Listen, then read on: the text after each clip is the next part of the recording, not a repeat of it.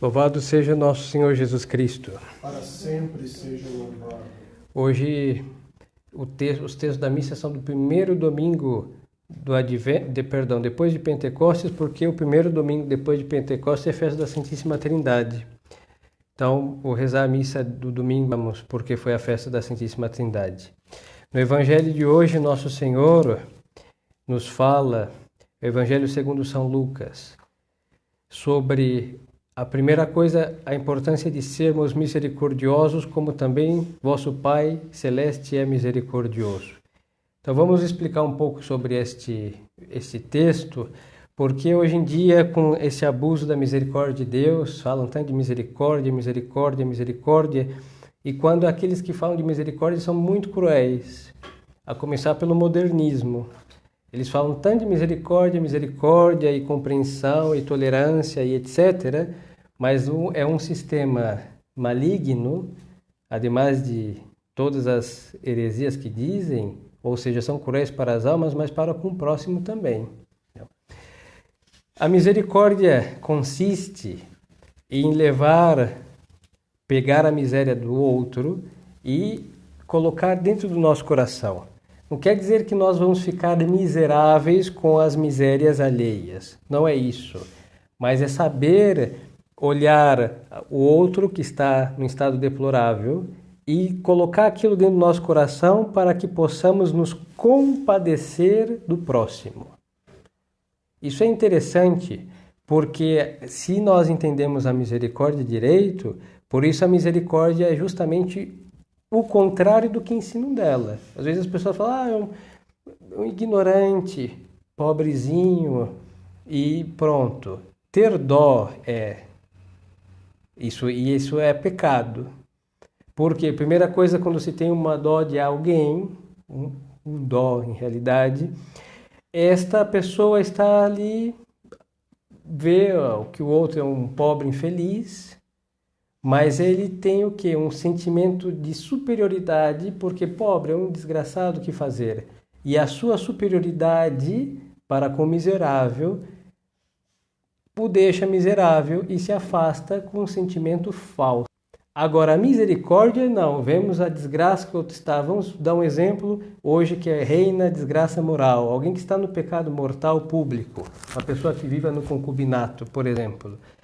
Mesmo que todos digam que está bem, sabemos que quem morre assim não entra no reino dos céus, hein?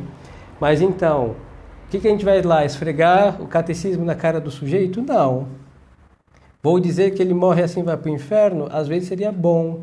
Mas o que eu vou fazer? Sabendo do perigo que aquela pessoa corre, de sua eterna salvação, a gente pega aquela miséria e coloca dentro do nosso coração e sabendo a gravidade daquilo que nós estamos vendo, que agora pegamos dele, está nas nossas mãos, que são as suas misérias, nós temos misericórdia. Este é o sentimento nobre da misericórdia. Por isso a misericórdia verdadeira, por isso aqui nosso Senhor disse, sede misericordiosos como vosso Pai Celeste é misericordioso. O Eterno Pai fez isso, viu Adão expoliado de suas graças, merecedor do inferno que amaldiçoou todos os seus filhos pelo pecado. Então o que o Eterno Pai fez? Pôs um remédio. E qual a misericórdia do Eterno Pai? A redenção. Falou, não, esses meus filhos vão todos para o inferno, não vou deixar que todos se percam, então vou fazer algo para remediar a desgraça em que eles se encontram. Por que Deus fez isso? Porque Deus teve misericórdia de nós. Então a misericórdia verdadeira que nós devemos ter é exatamente isso, pegar as misérias alheias, colocá-las no nosso coração e diante disso saber o que é grave. E nós devemos então rezar e exortar as pessoas. A misericórdia que não exorta é uma misericórdia omissa. É verdade que as pessoas não ouvem, dizem que é importante ser feliz, enquanto elas estiverem felizes está tudo muito bem. É assim que é na prática. Mas nós sabemos que, não é assim na realidade.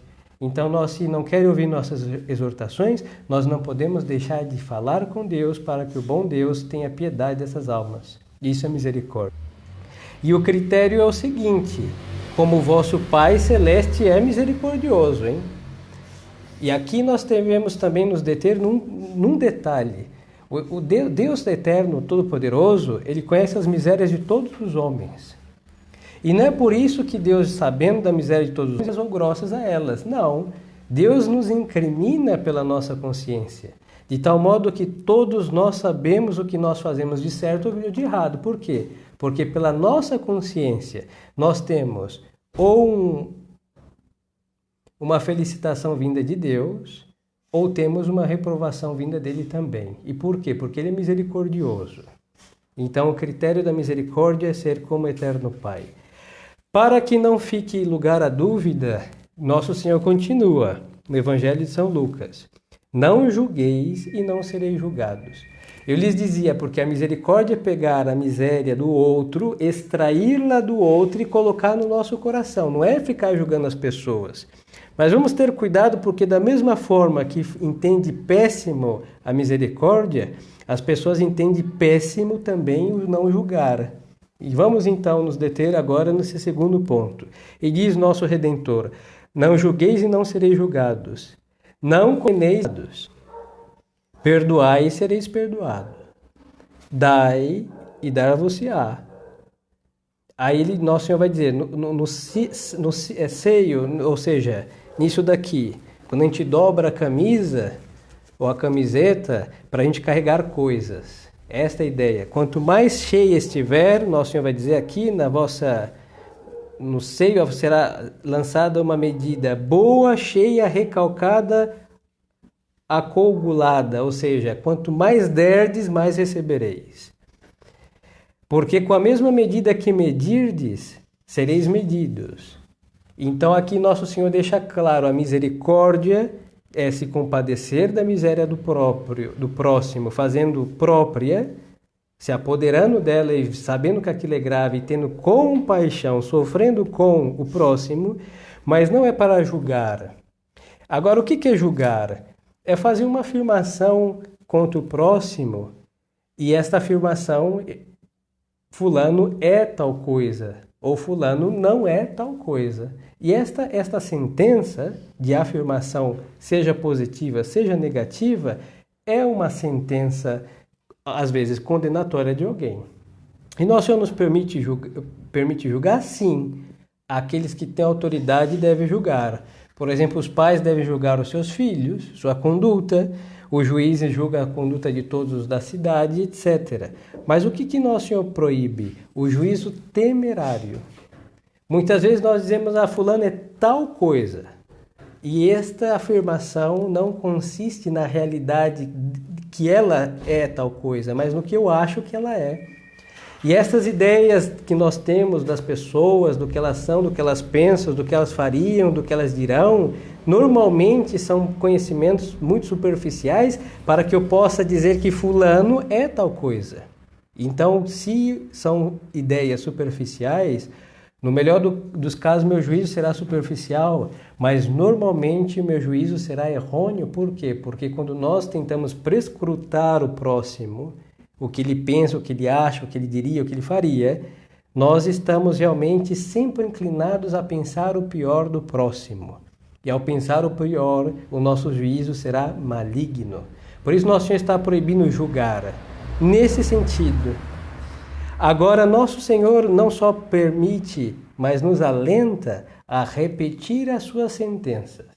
Como eterno Pai, Deus julgou, tudo já está julgado e tem coisas que já estão condenadas por Deus.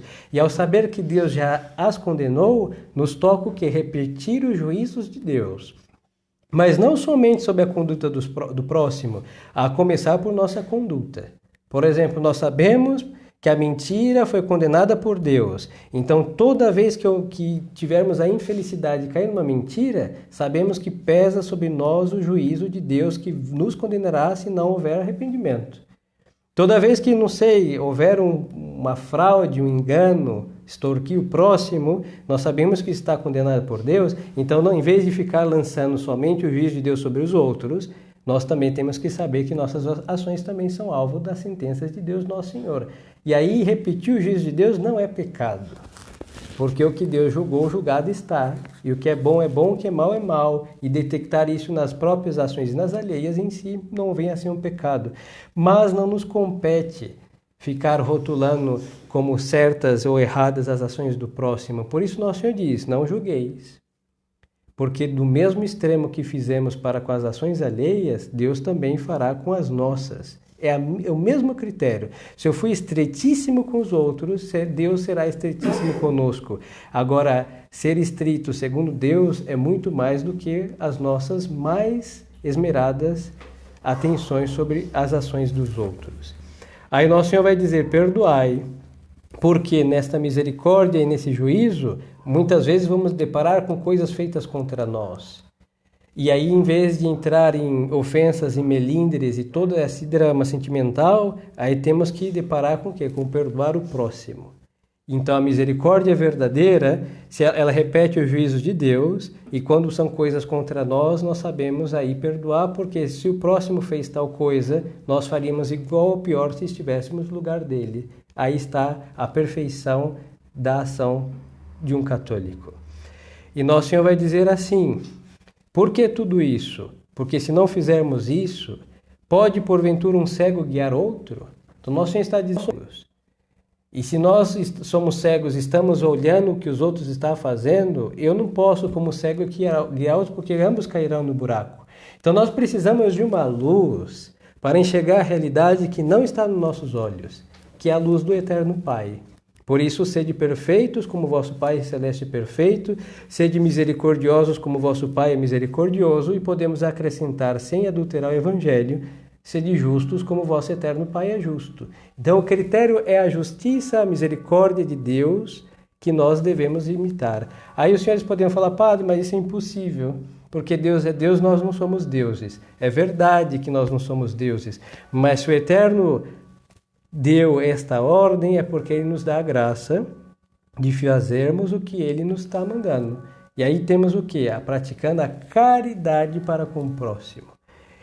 E é na caridade para com o próximo que nós seremos misericordiosos, justos para com o próximo. E caso contrário, é tudo engano. A misericórdia moderna e modernista, ela é o quê? Ninguém carrega no coração as misérias alheias. E por isso ela vem a ser cruel. Ninguém carrega os juízos de Deus, por isso eles fazem o que? Adulteram as sentenças de Deus. Aí hoje, em nome da tolerância, aceita tudo que Deus abomina.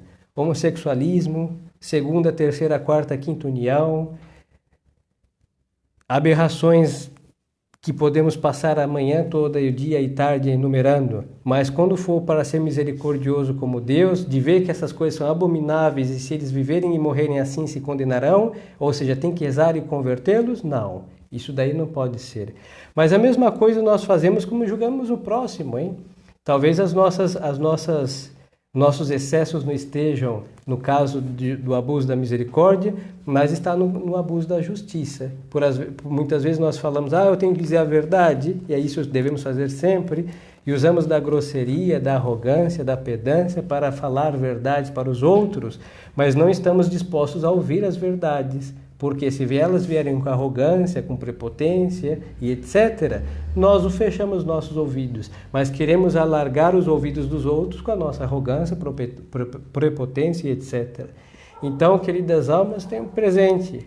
O ano depois de Pentecostes começa com esse primeiro, que isso daqui deve guiar toda a sua vida, todo esse tempo litúrgico, e ser misericordioso segundo nosso Senhor, e ser também justo como Eterno Pai, e caso contrário nós vamos deparar só com pecados. A misericórdia hoje, do jeito que ela é praticada, ela faz com que tenham muitas almas no inferno, e muitos foram para a condenação eterna em nome da misericórdia falsa.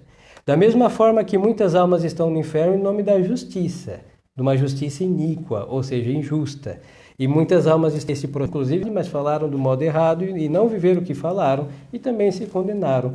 E vamos ter presente então isso para não cair no erro que muitos já caíram. E eu falo aqui entre nós católicos, hein? Porque hoje as pessoas não falam que não pode julgar, perfeito, mas tampouco andam repetindo os juízos de Deus. Então fazem que Deus, se isso for possível, aceite coisas abomináveis, porque Deus é o que? É bom. Então, em nome da bondade de Deus, quantas vezes nós queremos fazer Deus aceitar coisas que Ele jamais aceitará, porque, segundo os seus desígnios, segundo os seus decretos, são coisas que já estão condenadas. Isso serve para nossos parentes, pais, filhos, irmãos, tios, vizinhos, padres. O que Deus condenou pode fazer quem quer que seja, de missa tradicional ou de onde for. O que Deus condenou e alguém fez, se essa pessoa não se emendar, ela vai se condenar. E qual é a grande solução ou tentativa de ser misericordioso? Ver que pode ser que um filho ou um parente vai estar no inferno para sempre se não se converter. O que nós devemos fazer? Pegar aquela miséria da vida iníqua daquela pessoa, colocar no nosso coração e saber a gravidade daquilo e rezar para a conversão deles. Então a misericórdia verdadeira estará sempre acompanhada da oração, de interceder pelos pecadores, e fazendo isso Deus cuida das nossas almas, hein? Por isso quem reza muito pelos pecadores normalmente progride muito na virtude, porque é cuidando da alma dos pecadores que Deus vai cuidar das nossas, porque também nós somos pecadores e precisamos de quem cuide de nossas almas. E só vamos fazer isso movidos pela verdadeira misericórdia. Então peçamos a Nossa Senhora, ela tem esse título de Nossa Senhora da Misericórdia, que nos conceda a graça de carregar no coração a miséria, pelo menos daqueles que vivem perto de nós. E já temos peso suficiente para andar prostrados na presença de Deus pedindo a conversão. E se nós amamos o próximo, nós amamos a alma do próximo. Por isso nós nos preocupamos pela conversão deles. Porque não adianta estar abraçado com filhos ou com os pais nessa terra e todos os domingos nos beijarmos e comermos juntos, se vamos passar uma eternidade, um no céu e o outro no inferno. Não adianta. E aqui na terra pode durar 80 anos, mas um no céu e outro no inferno estará uma eternidade. Então quem ama se preocupa com a alma do próximo e só poderá fazer isso se pegarmos as misérias alheias e colocar na balança de Deus, que sabe pesar sem fraudulência, e lá, vendo a gravidade disso, rezar pela conversão dos nossos pecadores, parentes, amigos, benfeitores, etc. Louvado seja nosso Senhor Jesus Cristo. Para sempre seja louvado. Em nome do Pai, do Filho e do Espírito Santo. Amém.